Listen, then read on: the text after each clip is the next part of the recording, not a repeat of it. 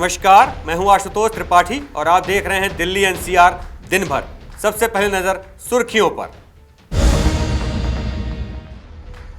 दिल्ली में आ चुकी है कोरोना की 5वीं लहर।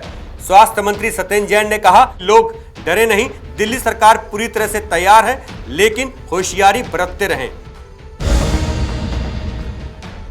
दिल्ली में वीकेंड कर्फ्यू के दौरान फुल कैपेसिटी में चलेगी मेट्रो और बस। कोरोना गाइडलाइंस का सख्ती से कराया जाएगा पालन।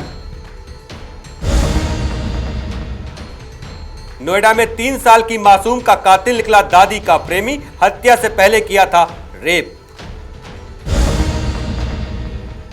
दिल्ली में ठंड प्रदूषण के बीच दिन भर होती रही बारिश, प्रदूषण से मिली राहत। दिल्ली में विदेश भेजने के नाम पर ठगी करने वाले गिरोह का पर्दाफाश। 25 साल के आरोपी को पुलिस ने किया अरेस्ट। 150 लोगों को बना चुका है शिकार। दिल्ली में बढ़ते कोरोना के मामलों पर स्वास्थ्य मंत्री सत्येंद्र जैन ने कहा है, दिल्ली सरकार पूरी तरह से तैयार है, लेकिन होशियारी बरतते रहें। कोरोना से बचाव के नियमों का पालन करते रहें। आप भी देखिए स्वास्थ्य मंत्री सत्येंद्र जैन ने क्या कहा। देश में तीसरी लहर और दिल्ली के अंदर 5वीं लहर बिल्कुल आ चुकी है। केसेस कल 5,500 के आसपास थे और आज 10,000 के आसपास जो शाम तक बुलेटिन अभी कंपाइल किया जा रहा है डाटा, तो केसेस काफ़ी तेज़ी से बढ़ रहे हैं। बस ये संतोष की बात यही है कि सिम्टम्स जो हैं वो काफ़ी माइल्ड हैं पहले के मुकाबले में। सर, हॉस्पिटल्स को कुछ आदेश दिए गए हैं, कितने % बेड्स?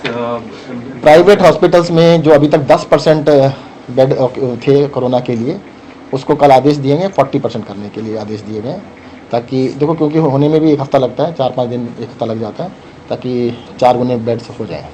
सरकारी अस्पतालों में बेड्स की क्या स्थिति है सर? क्या उन्हें भी जैसे सामान्य जो ओपीडी चल रहा है उससे बेड्स निकाल के कोविड के लिए रिजर्व? नहीं, देखो मैं आपको अभी कुछ अस्पतालों का बता देता हूँ। जैसे जीटीबी हॉस्पिटल है, 650 बेड उसमें अभी तक हमने रिजर्व किए हुए कोरोना के लिए। 20 के करीब पेशेंट हैं। LNJP में भी 650 से ज़्यादा बेड हैं, पर पेशेंट 15-20 ही हैं। तो सरकारी अस्पतालों में 2%, 3%, 5% की ऑक्यूपेंसी है। तो अभी सर्विसेज को बंद नहीं किया गया है, अभी सभी चल रही हैं, और क्योंकि ऑक्यूपेंसी 5% के आसपास ही चल रही है अभी। सर एग्जैक्टली अगर हम जानना चाहें कि सर प्राइवेट में अभी कितने बेड्स खाली हैं और सरकारी में कितने बेड्स खाली हैं, और कोरोना के कितने पेशेंट्स एडमिट हैं और ओमिक्रॉन के कितने पेशेंट्स? देखिएगा, कल का जो डाटा था, कल 531 टोटल पेशेंट्स एडमिटेड थे हॉस्पिटल में, जिसमें से जो 41 सस्पेक्ट थे और 8 लोग वो थे जो एयरपोर्ट से आए थे। तो 482 पेशेंट आप कोरोना के कह सकते हैं हॉस्पिटल के अंदर थे टोटल, जिसमें आप आधे प्राइवेट मान लीजिए, आधे गवर्नमेंट में मान लीजिए। So what is the positivity rate that you are expecting today, and do you expect that the numbers are going to multiply further? You said 10,000 today. So अभी डाटा कलेक्ट किया जा रहा है, सारा डाटा कलेक्ट होने में थोड़ा समय लगेगा, पर हाँ लगता है 10,000 के आसपास आएंगे और पॉजिटिविटी 10% के आसपास आनी चाहिए। सर, पिछली बार जब कोरोना का पीक था, एक दिन में 27,000 केस तक आ रहे थे। इस बार ओमिक्रॉन की वजह से बोल रहे कि बहुत ज़्यादा फैल रहा है। क्या आप लोगों ने कुछ उम्मीद की है कितने केसेस तक एक दिन में आ सकते हैं, उस हिसाब से तैयारी की है? देखिए, फ़र्क क्या है कि पेशेंट्स तो बढ़ रहे हैं, नंबर्स बहुत बढ़ रहा है, बस प्रोपोर्शनेटली जो हॉस्पिटल एडमिशन है उतने नहीं है जितने की पिछली बारी था, कि अगर 10,000 पेशेंट आते थे तो कम से कम 1,500-2,000 एडमिट होते थे। अब 10,000 पेशेंट के ऊपर अगर 200 या 300, 350, मतलब पहले एडमिशन 15% था, अब एडमिशन 3% के आसपास है। कोरोना के बढ़ते मामलों को देखते हुए दिल्ली सरकार ने जहां वीकेंड कर्फ्यू लागू किया है, वहीं पर थोड़ी राहत भी दी है।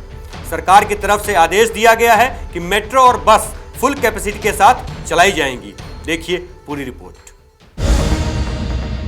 देश की राजधानी दिल्ली में कोरोना संक्रमण के बढ़ते मामलों को देखते हुए दिल्ली सरकार ने नाइट कर्फ्यू और वीकेंड कर्फ्यू लगा दिया है, लेकिन बहुत सारे लोग इस बात को लेकर परेशान हैं कि वीकेंड कर्फ्यू पर क्या बंद होने वाला है और क्या खुला रहने वाला है, क्या मेट्रो और बसें चलेंगी या नहीं।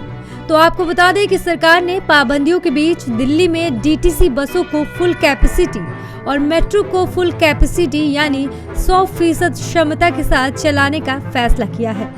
इसका मतलब ये है कि मेट्रो में जितनी सवारियों के बैठने की क्षमता है उतनी ही सवारी चढ़ सकती है। किसी भी यात्री को खड़े यात्रा करने की इजाजत नहीं होगी। मेट्रो को अब तक 50% क्षमता से चलाया जा रहा था। ऐसा ही बसों में भी होगा। जितनी सीटें हैं उतने ही यात्रियों को बैठने की इजाजत होगी, लेकिन इसके लिए सरकार ने एक शर्त रखी है।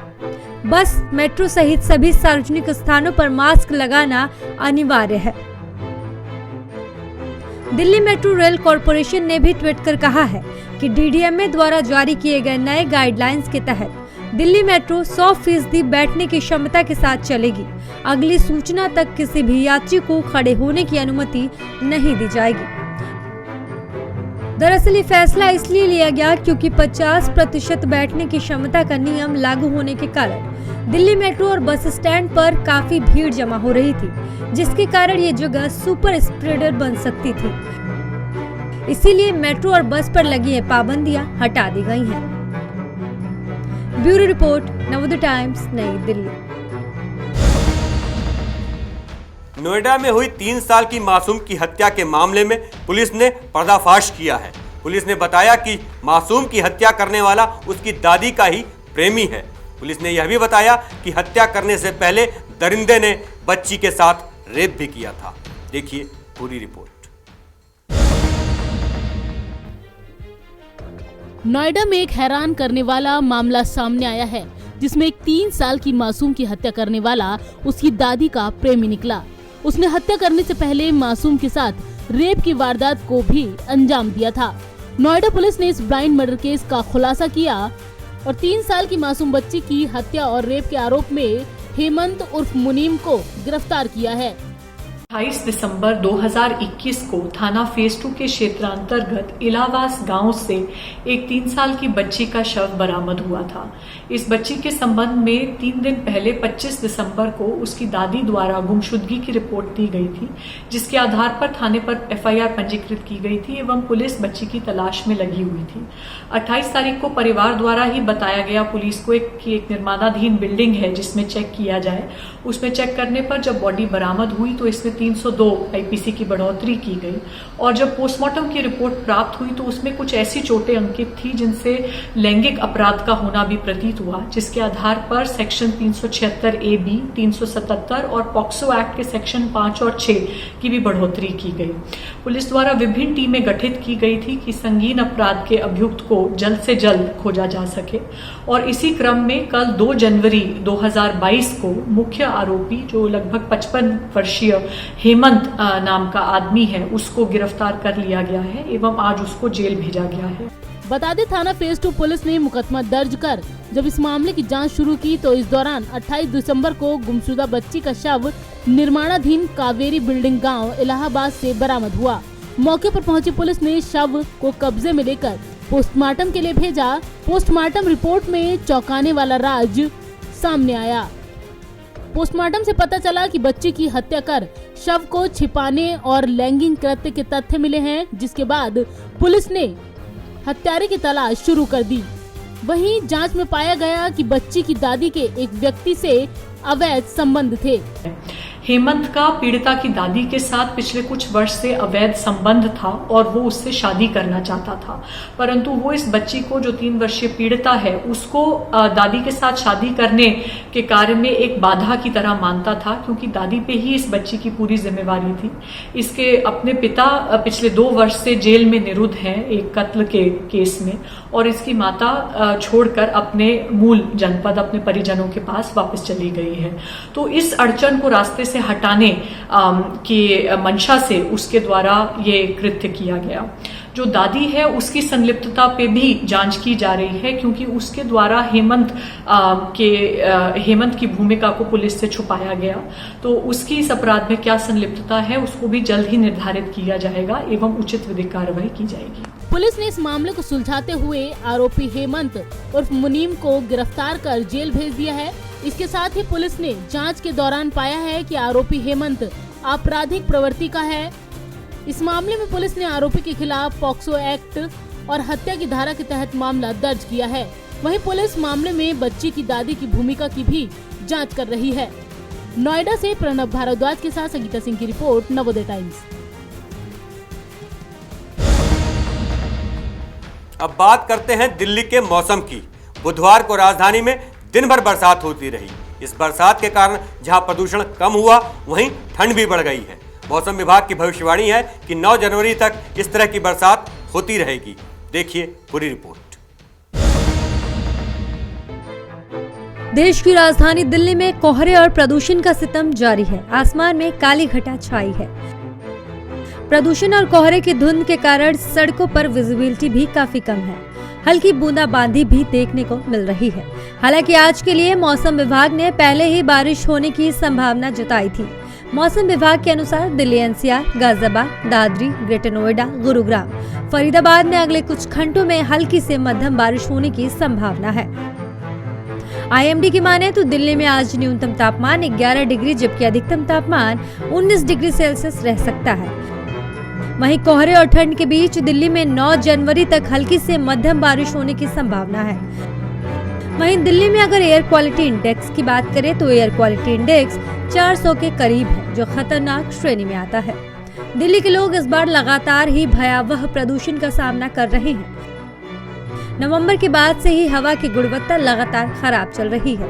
इस दौरान ज्यादातर समय में वायु गुणवत्ता सूचकांक 300 के अंक से ऊपर यानी बेहद खराब या गंभीर श्रेणी में रही। लेकिन मौसम विभाग ने पूर्वानुमान जताया है कि हल्की बारिश के बाद दिल्ली वालों को प्रदूषण से थोड़ी बहुत राहत मिलने की संभावना है। ब्यूरो रिपोर्ट, नवोदय टाइम्स, नई दिल्ली। राजधानी दिल्ली में एक ऐसा शातिर बदमाश पकड़ा गया है जो लोगों को विदेश भेजने के नाम पर ठगता था। इस व्यक्ति ने अब तक 150 लोगों को विदेश में भेजने के लिए वीजा दिलाने के नाम पर काफी ठगा है। देखिए पूरी रिपोर्ट। देश की राजधानी दिल्ली में विदेश में नौकरी के लिए वीजा दिलाने के नाम पर 150 से ज्यादा लोगों को ठगने वाले 25 वर्षीय एक व्यक्ति को गिरफ्तार किया गया है।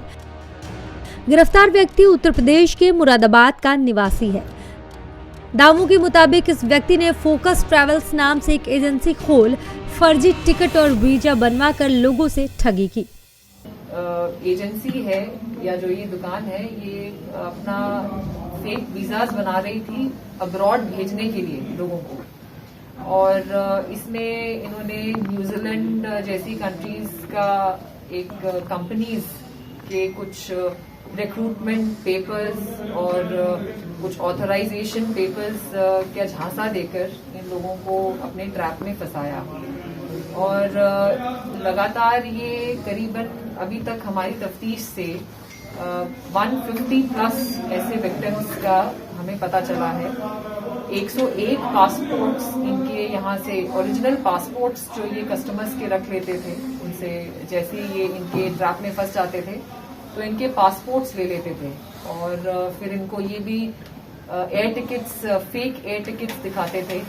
न्यूजीलैंड की दिखाए हैं इन्होंने, कुवैत की दिखाए हैं, और वीजाज भी इनके जो हमने बरामद किए हैं बिल्कुल फेक हैं और वो भी we been able to recover them.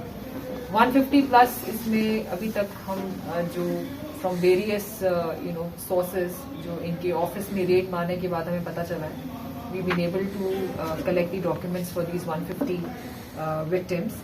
इसमें 2 लोगों का पता चला है इन्वॉल्वमेंट। एक है परवेज अहमद और दूसरे हैं विशाल चौधरी। ये फेक नाम है। असल में जो परवेज अहमद है उनका असल नाम है मोहम्मद मोहसिन और इनके जो एसोसिएट है ये है मोहम्मद फरहाद। पुलिस ने बताया कि अहमद ने बताया कि उसका असली नाम मोहम्मद मोहसिन है और चौधरी का वास्तविक नाम मोहम्मद फरहाद है। उन्होंने कहा कि चौधरी फरार है और उसे पकड़ने का प्रयास जारी है। ये रहने वाले हैं मुरादाबाद के। ये एक्चुअली में इलेक्ट्रिशियन का काम करते थे जाकिर नगर में और 12वीं क्लास तक पढ़े हैं। और मोहम्मद फरहाद जो है ये इन्हीं के मास्टरमाइंड हैं। इन्होंने बेसिकली ये प्लान हैच किया और अभी तक तफ्तीश में ये भी सामने आया है कि ये बाकी की स्टेट्स में भी इनके कुछ एजेंट्स हैं। अब इसके ऊपर हम फर्दर इन्वेस्टिगेशन कर रहे हैं, बट इनका मोडस ऑपरेंडी ये भी एक रहता था कि ये बल्क में लोगों को बुलाते थे। तो इनका ये बताना रहता था सबको कि आप बल्क में सब लोग आएंगे तो ही हम आपके वीजा पेपर्स प्रोसेस करेंगे, बनवाएंगे। पुलिस ने बताया कि जांच में पता चला कि ये दोनों अपने जानकार सहयोगियों से मिलकर यूपी, बिहार और दिल्ली के निचले तबके के लोगों को अपना शिकार बनाते थे। इससे पहले भी ये यूपी में अपना एक कार्यालय खोल चुके थे जहां से लोगों से ठगी करते थे। दिल्ली से नवोदय टाइम्स के लिए सुरेंद्र सिंह की रिपोर्ट। दिल्ली एनसीआर दिन भर में अभी के लिए इतना ही। मुझे दीजिए इजाजत। अगर आप हमें यूट्यूब पे देख रहे हैं तो सब्सक्राइब करें, अगर फेसबुक पे देख रहे हैं तो लाइक करें। नमस्कार।